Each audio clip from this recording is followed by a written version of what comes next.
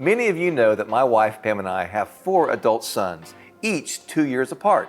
It's not very common today to see 4 kids of the same sex that close in age. We essentially have them off the payroll at this time. We even have some daughters-in-law and grandchildren. We are totally blessed. Recently, we were reminiscing about Christmas with our sons and milestones made. We still remember fondly the time that with no prompting from us, the boys bought us Christmas gifts. With their own money, mind you. I received a Fitbit and Pam received a wine chiller. Both thoughtful gifts, both not inexpensive. A very proud moment of adulting. So how did this happen? As someone in the financial services industry, I've often been asked about our philosophy on kids and money. So I thought I would share some of the ways that we tried to instill responsibilities in our sons.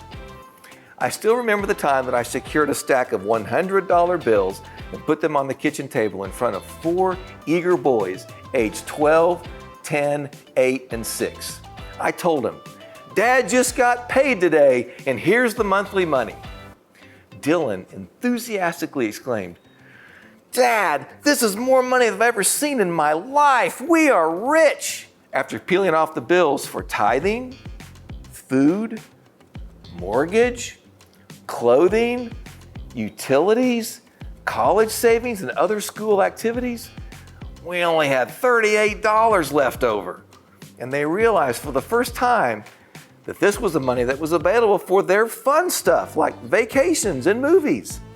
And Dylan still points to that seminal moment as his first exposure to budgeting and spending.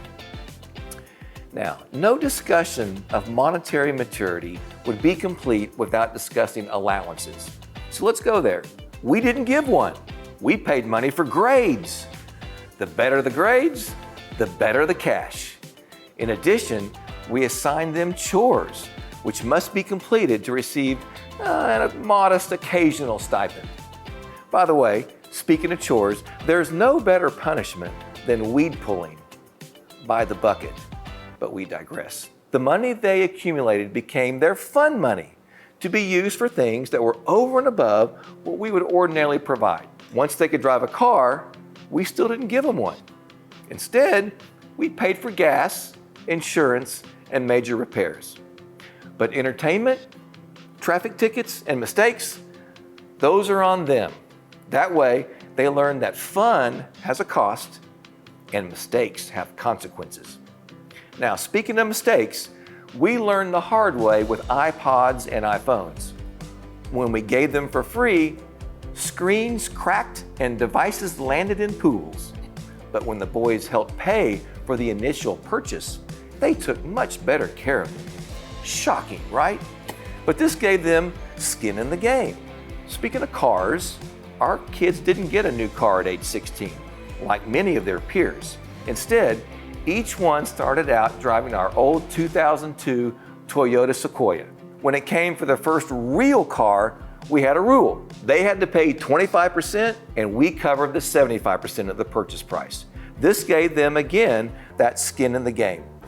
Logan chose a Tahoe, Dylan and Ethan had a Ford F-150, and Caden selected a Jeep Wrangler. That old Sequoia carried all 4 boys through the ups and downs of learning to drive. By the time it finally gave out, it had served its purpose. The boys had learned to value their cars because they had ownership in them. We also required each boy to secure part-time employment during high school. This money, in addition to the money for grades, is the cash that was used for their 25% car purchase. Each boy opened a savings account and a Roth IRA, which became the foundation for their savings and investing even today.